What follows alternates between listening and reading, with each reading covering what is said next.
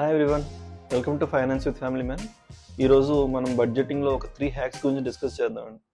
ఈరోజు one of the major first hack నేను discuss చేద్దాం కదా. ఇట్స్ లైక్ ఫన్ హ్యాక్ అండి. ఇది సరదాగా ట్రై చేయండి. డెఫినెట్లీ ఒక డిఫరెన్స్ అనేది కనిపిస్తుంది. లాంగ్ టర్మ్లో కూడా మీరు దాన్ని యూజ్ చేయడం కంటిన్యూ చేస్తారు. ఎందుకంటే వన్స్ అది మనం యూజ్ చేయడం స్టార్ట్ చేసిన తర్వాత సరదాగానే ఉంటుంది. అండ్ దాంతోపాటు మనకి సేవింగ్స్, మన ఫినాన్షియల్లీ మనం ఇంకా బెటర్ అవుతున్నాం అనే ఆ బూస్ట్ వచ్చింది అంటే దాని లైఫ్ టైంకి మనం దాన్ని లాంగ్ టర్మ్లో కంటిన్యూ చేయాలి అనే థాట్ వస్తుంది. So without any delay first hack వచ్చేసి నో స్పెండ్ ఛాలెంజ్ అండి. ఏంటంటే వీక్ మొత్తంలో మనకి 7 days ఉంటాయి. ఒక 4 days పోనీ మీకు మరి 4 days కుదరదు అనుకుంటే 3 days అయినా కానీ అస్సలు ఎటువంటి స్పెండింగ్స్ చేయకుండా జీరో స్పెండింగ్స్ అనేది పెట్టుకోండి. అంటే మొత్తానికి ఖర్చు పెట్టద్దు, ఏదైనా అవసరం వచ్చేసిన ఎమర్జెన్సీ వచ్చేసినా ఖర్చు పెట్టద్దని నేను చెప్పను. ఇప్పుడు మనకి ఎలాగైతే మనం వచ్చే శాలరీని మనం 3 భాగాలుగా డిఫరెన్షియేట్ చేస్తున్నాం, లైక్ మన needs and wants and savings అని ఎలాగైతే దాన్ని మనం డిఫరెన్షియేట్ చేస్తున్నామో, నీడ్స్ ఏదైనా అవసరాలు ఉంటే డెఫినెట్లీ దాన్ని ఖర్చు పెట్టండి. ఏ రోజైనా చూడకుండా ఏ టైం కూడా చూడకూడదు. దాన్ని మనం ఆ టైం డెఫినెట్లీ ఖర్చు పెట్టాల్సిందే. ఈ వాంట్స్, కోరికలు ఏవైతే ఉంటాయో ఆ కోరికలు మనం ఆ కోరికలకు వాడే ఏదైతే ఉంటుందో దాన్ని ఆ 4 days కంట్రోల్ చేద్దాం. సో ఇప్పుడు ఫర్ ఎగ్జాంపుల్ ఈ నీడ్స్ అండ్ వాంట్స్లో ఈ రెండింటిలో డిఫరెన్స్ చూసుకోవాలి అంటే, మనం ఇంట్లో కాఫీ తాగాలి అనుకుంటున్నాం ఫ్యామిలీ అందరం కూర్చొని. అది నార్మల్, మన ఇంట్లో జరిగేది, మనకి ఇంట్లో అవసరమే అది.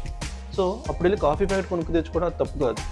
అదే ఇప్పుడు మనం అందరం కలిపి బయటికి వెళ్ళి కాఫీ షాప్లో కూర్చొని కాఫీ తాగుదాం అనుకుంటే అది మన కోరిక.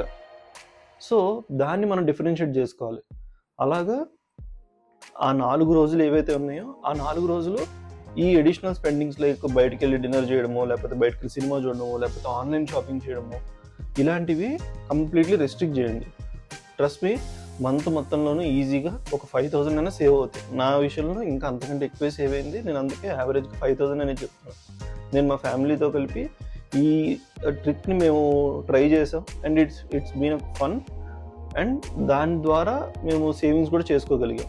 సో డెఫినెట్లీ ఇది ట్రై చేయండి. అండ్ ఈ ద్వారా మనం ఎంతైతే మిగిల్చుకున్నామని మీకు అనిపిస్తుందో ఆ అమౌంట్ని మంత్లీ మళ్ళీ మీరు అడిషనల్గా మీరు సేవింగ్స్ ఏవైతే ఇన్వెస్ట్మెంట్లు చేస్తున్నారో ఆ ఇన్వెస్ట్మెంట్లో దీన్ని కూడా యాడ్ చేయండి ఎవ్రీ మంత్. ఇది manual, like one time payment కింద యాడ్ చేసుకోండి. సిప్ అంటే మనం మంత్లీ ఎగ్జాక్ట్గా ఎంత అమౌంట్ మిగులుతుందో మనం చెప్పలేం కదా.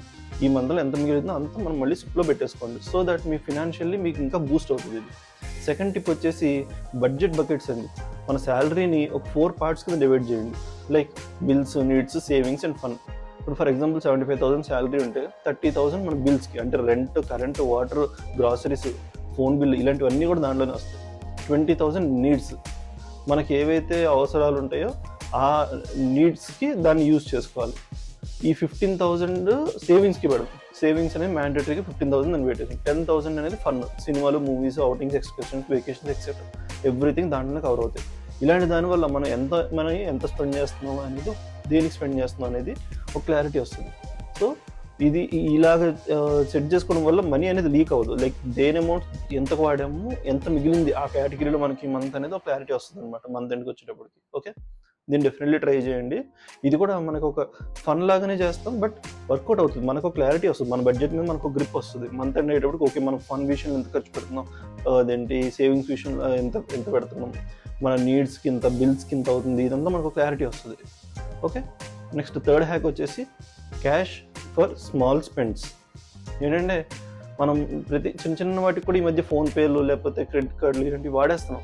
సో అలా కాకుండా లిక్విడ్ క్యాష్ దగ్గర పెట్టుకోండి. ఇప్పుడు బయటకు వెళ్ళి మనం కాఫీ తాగాలన్నా లేకపోతే సిగరెట్ తాగాలన్నా ఒక 20 రూపాయలు, 30 రూపాయలు అవుతాయి. ఆ 20-30 రూపాయలకు కూడా మనం ఎందుకు బ్యాంక్ స్టేట్మెంట్ నుంచి కట్ చేయాలి?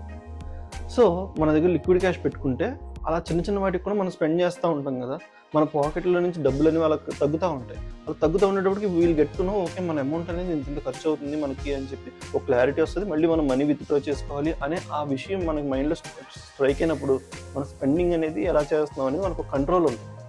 సో డెఫినెట్లీ ఇలా చేయండి. ఇలా చేయడం వల్ల నేను వీక్ మొత్తంలోనూ ఈజీగా ఒక 1,000 వరకు అయితే నేను అబ్జర్వ్ చేశాను. ఓకే, ఇక్కడిక్కడ మనకు లీక్ అవుతుందని చెప్పి నేను దాన్ని కంట్రోల్ చేయగలిగాను. అలాగే మనం మంత్ మొత్తాన్ని చూసుకుంటే ఈజీగా 3,000 సేవ్ చేయగలము. సో అలాగా ఈ క్యాష్ అనేది యూజ్ చేయడం స్టార్ట్ చేయండి. డెఫినెట్లీ మన స్పెండింగ్స్ అనేవి మన కంట్రోల్లో ఉంటాయి. ఓకే, బోనస్ టిప్ వచ్చేసి ఇలాగ మనం ఏదైతే అమౌంట్ సేవ్ చేస్తున్నామో దాన్ని ఒక ఎఫ్డీలో పెట్టండి. ఎక్కడ మీరు మ్యూచువల్ ఫండ్స్ దేంట్లో ఇన్వెస్ట్ చేయకండి. ఎఫ్డీలో పెట్టుకుంటే ఒక 6% రేట్ ఆఫ్ ఇంట్రెస్ట్తో చూసుకున్నా కూడా మనకి అది మంచి స్టేబుల్ ఒక ఎమర్జెన్సీ ఫండ్గా చాలా వెరీ క్విక్గా మనం ఒక ఎమర్జెన్సీ ఫండ్ని సెట్ చేసుకోగలుగుతాం. ఇఫ్ ఇన్ కేస్ మీకు ఆల్రెడీ ఎమర్జెన్సీ ఫండ్ ఉందనుకోండి, అప్పుడు తీసుకెళ్ళి దాన్ని ఎక్కడైనా మ్యూచువల్ ఫండ్స్లో ఎక్కడైనా ఇన్వెస్ట్ చేయండి. అది కూడా లాంగ్ టర్మ్ పర్స్పెక్టివ్గా చూసుకొని మంచి స్టేబుల్గా చూసుకొని ఇన్వెస్ట్ చేయండి. డెఫినెట్లీ మన ఫ్యూచర్ అనేది ఇంకా మనం స్టేబుల్ చేసుకున్నట్టు ఉంటుంది. ఓకే, డైలీ షార్ట్స్లో వన్ టిప్ షేర్ చేస్తున్నాను అండ్ ఎవ్రీడే మనం ఇలా లాంగ్ వీడియోస్ డిస్కస్ చేస్తున్నాం. సో సబ్స్క్రైబ్ చేసుకోండి. రేపు ఇన్వెస్టింగ్లో స్ట్రాటజీస్ డిస్కస్ చేద్దాం. మనీ స్మార్ట్ అవుదాం, మనల్ని మన ఫ్యామిలీని సెక్యూర్ చేద్దాం. బాయ్.